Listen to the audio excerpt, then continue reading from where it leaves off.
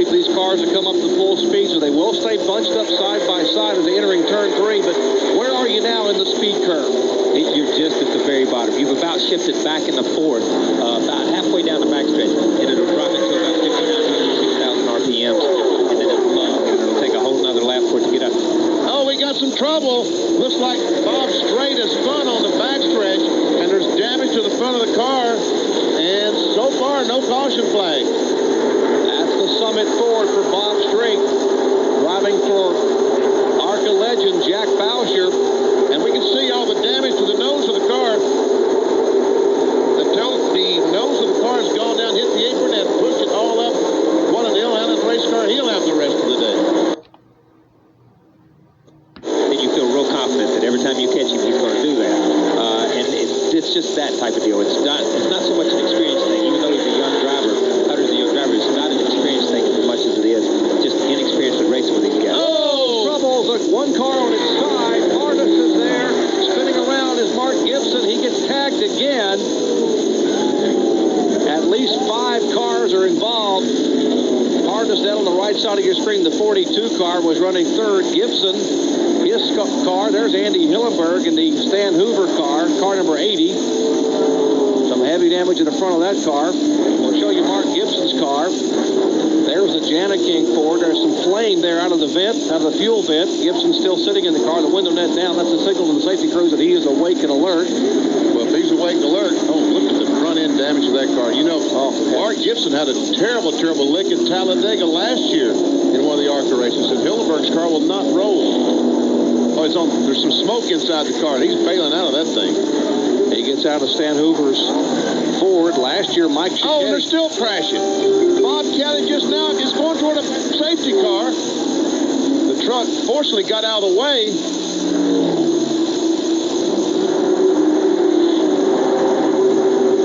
Man, oh man. Bob Kelly in only his second ever ARCA start. There is Mark Gibson, and he is not a happy camper. He is very, very upset. And I see him walking away because, as I said, he had a terrible, terrible lick at Talladega last October.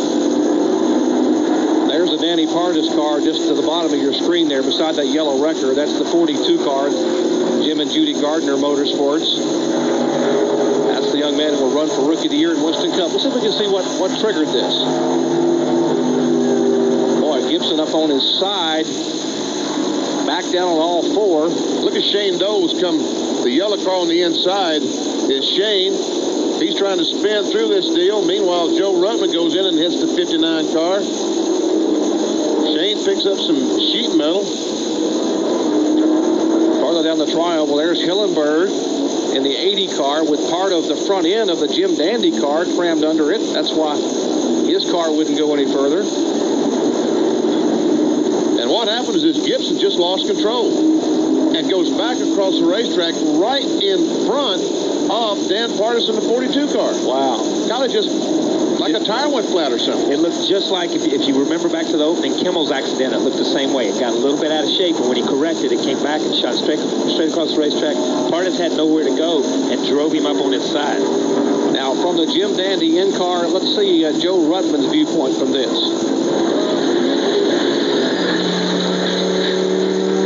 He got hit from behind by Shane Yoder. Spins around. He will come into contact again. Okay, now from our blimp angle. Watch Gibson, Kyle, as he comes off the corner, and all of a sudden the car just goes around a very slow spin. And he corrects. And when he corrects, he comes back across, and he just gets drove up on his side. Great shot. All the way up on its side. The car comes back down on all 4s. Look at Shauna Robinson just make it by. And Bobby Hamilton Jr., both of those did a great job of splitting. That could have been really bad. Well, let's check it in the garage. I think Bill is caught up with Andy Hillenberg. Bill?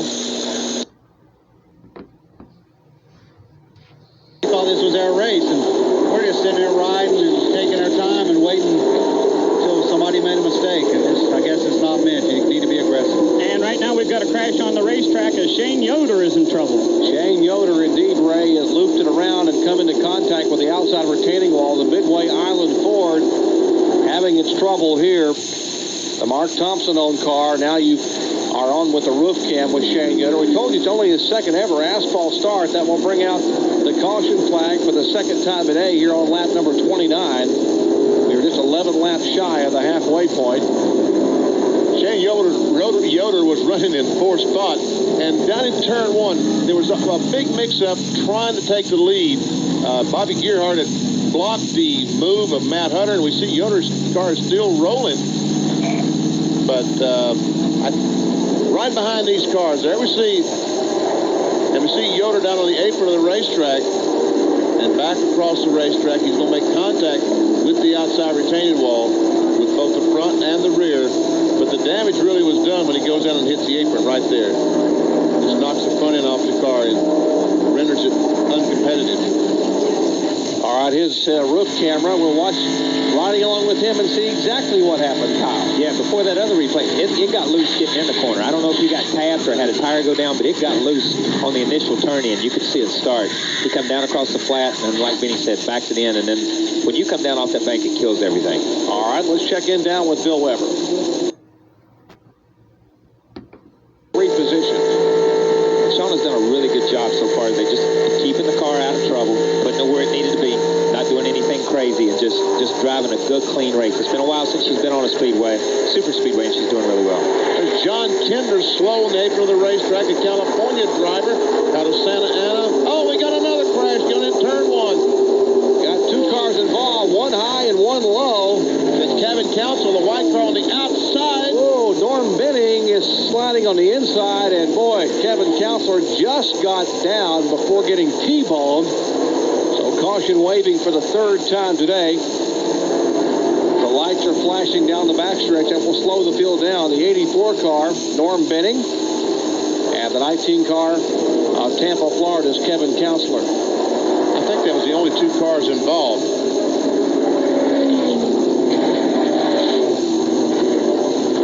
Counselor was injured in an accident a year ago. Actually broke his scapula, his shoulder blade. Came back in the middle of the year and finished off the season. Painting contractor from Tampa, Florida. Loves to run the ARCA series. See if we can see what may have happened to him. Look at this big mix-up.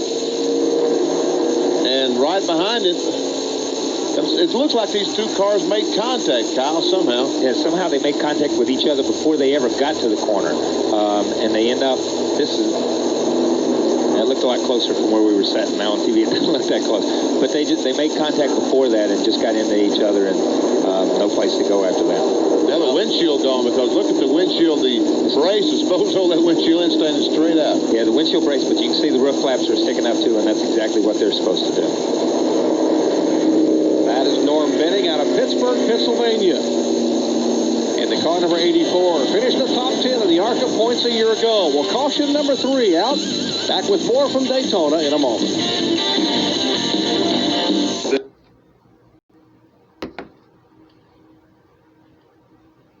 Odd car of Gerhardt, 88 Rookie of the Year, been around a long time at ARCA. And one car that's into the wall, having some trouble. There is the 97 of Shane Doles. Oh, what a tough break for the Riverside Ford machine. Right side damage. And the caution flag is out once again. See, the right front tire is down. I would guess that's what caused the contact with the outside retaining wall. And the field getting slowed down now as Shane Doles limps down pit road in the car number 97. There's Gerhardt and Bobby Hamilton Jr. And let's go down to you, Bill Weber.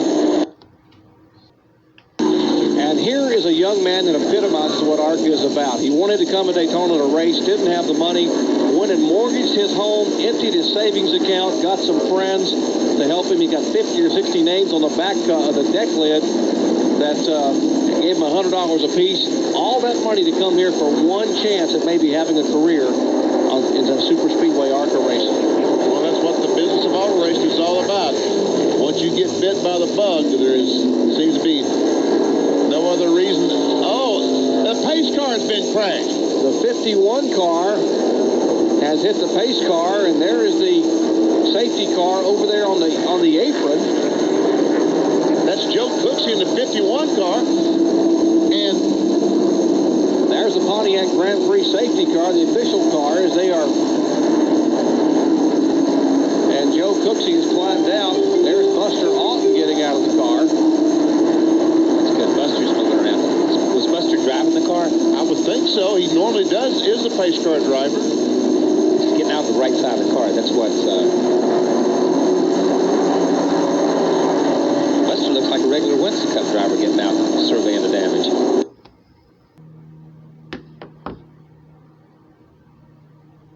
She drove a great race today. Wow. Well, there's Kurt Piercy's car number 10, bringing out the 5th caution flag of the day. He's obviously had some contact with the wall. There was another car involved as well. I saw another car driving away. The left rear tires flat on that car. I don't know if that had anything to do with the spin or the crash or not. Boy, that was a scary deal there. Those leaders racing back to the line. All right, let's see if we can see this. Here's the accident in progress. There is Piercy's car number 10.